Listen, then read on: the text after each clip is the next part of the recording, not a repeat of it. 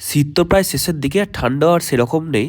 তো এখনো ঠান্ডা আছে ফেব্রুয়ারি মাসটা। আর আমরা প্রথমবার ফার্স্ট টাইম চিকেন বারবিকিউ বানিয়ে খেলাম। হাতে কিছু সামগ্রী থাকলে বাড়ির রান্নাঘরে তোমরা কিভাবে চিকেন বারবিকিউ বানিয়ে খাবে এই ফুল ডিটেলস এই ভিডিওতে তুলে ধরলাম।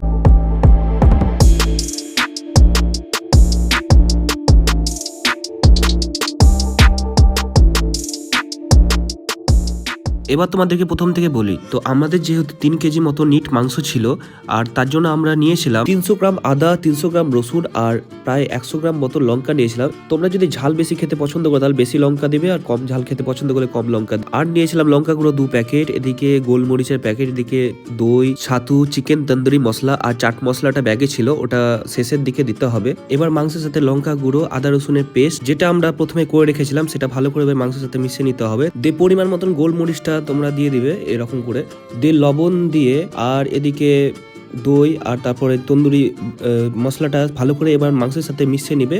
তারপরে হালকা করে ছাতুটা দিয়ে দিবে এবার তার সাথে, দিয়ে কিছুক্ষণ প্রায় 1 ঘন্টা মতন এবার ম্যারিনেশন করে তোমরা রেখে দিবে।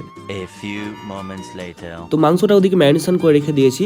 আর এখন যে 1 ঘন্টা যে সময়টুকুটা আছে এর মধ্যে আমাদেরকে আগে আঁকাটা তৈরি করতে হবে। যেহেতু হলো আঁচটাই হলো মেন, আঁচটা তোমাকে ঠিকঠাক একদম করতে হবে, তার জন্য কাঠটা জ্বলতে অনেকক্ষণ সময় লাগে।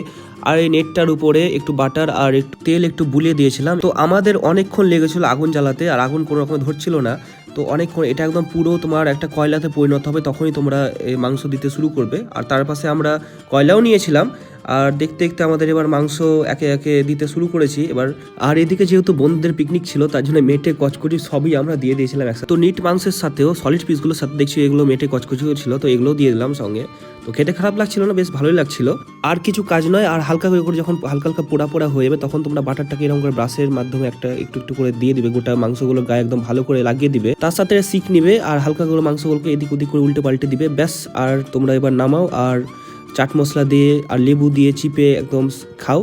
আর কিছু নয়, সেম একই প্রসেস। আর যখনই তোমার মাংস নামাবে তখনই আবার একটু করে বাটার, আর না হলে তোমাদের কাছে তেল থাকলে তেল, যে কোনো একটা কিছু বুলিয়ে দেবে, আবার সে মাংস দিতে শুরু করবে। তো আমাদের প্রথম প্রচেষ্টায় বেশ ভালো হয়েছিল, টেস্টটাও খারাপ হয়নি, মানে চলার মতন। আর তোমরা এরকম করে দেখে ট্রাই করবে, আশা করি ভালোই লাগবে। আর দিয়ে যখন বাটিতে নিবে একসাথে, তো হালকা করে লেবু আর চাট মশলা আর লবণ দিয়ে তোমরা ভালো করে মাখিয়ে টেকে এবার খাবে। তো ওই ভিডিওটা আমার কাছে ডিলিট হয়ে গেছিলো, তার জন্য তোমাকে ছবির মাধ্যমে ছবির উপরে বলে দিলাম কি কি মানে পরে দিবে। তো ভিডিওটা কেমন লাগলো তোমরা কমেন্টে জানাবে, আর অনেক অনেক শেয়ার করিও, আর এইভাবে ভালোবাসা দিতে থাকিও। তোমরা যদি চ্যানেল নতুন হয়ে থাকো চ্যানেলটাকে সাবস্ক্রাইব করিও। আবার নেক্সট ব্লগে দেখা হবে। বাই।